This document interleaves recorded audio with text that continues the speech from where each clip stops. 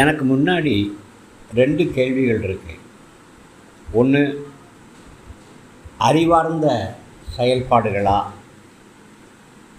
தர்க்க ரீதியான செயல்பாடுகளா, அல்லது உள்ளுணர்வு சார்ந்த செயல்பாடுகளா அப்படின்னு வரும்பொழுது, நான் அநேக மனுஷர்கள்ட்ட ஆராய்ந்து பார்த்ததில் அறிவான செயல்பாடுகளை விட, தர்க்க ரீதியான செயல்பாடுகளை விட உள் உணர்வு ரொம்ப ரொம்ப சக்தி வாய்ந்தது அப்படின்னு அறிந்து கொண்டேன்.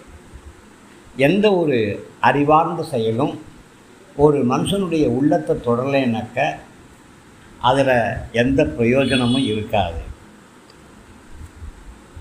ஆக அறிவார்ந்ததா, தர்க்க ரீதியானதா, இல்லைன்னா உள் உணர்வு சம்பந்தப்பட்டதா என்று சொன்னால், அநேகர் உள் உணர்வு சம்பந்தப்பட்டதையே எடுத்துக்கொள்கிறாங்க.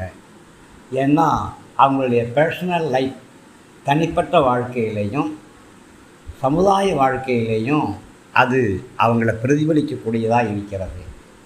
ஆக உள் உணர்வுகளுக்கு மதிப்பு கொடுங்க. உங்களுடைய உள் உணர்வுகள் உங்களை சரியாக நடத்தணும்னா அதுக்கு நேராக நடங்க. அப்படி இல்லைன்னு சொல்லுங்களேன், அதுக்கு டாட்டா காமிச்சிட்டு அறிவார்ந்த செயல்களை செய்ய ஆரம்பிங்க. ஆனால் என்னை பொறுத்த வரைக்கும் உள் உணர்வுகளுக்கு தான் அதிக மக்கள் இடம் கொடுக்குறாங்க. நீங்கள் எப்படி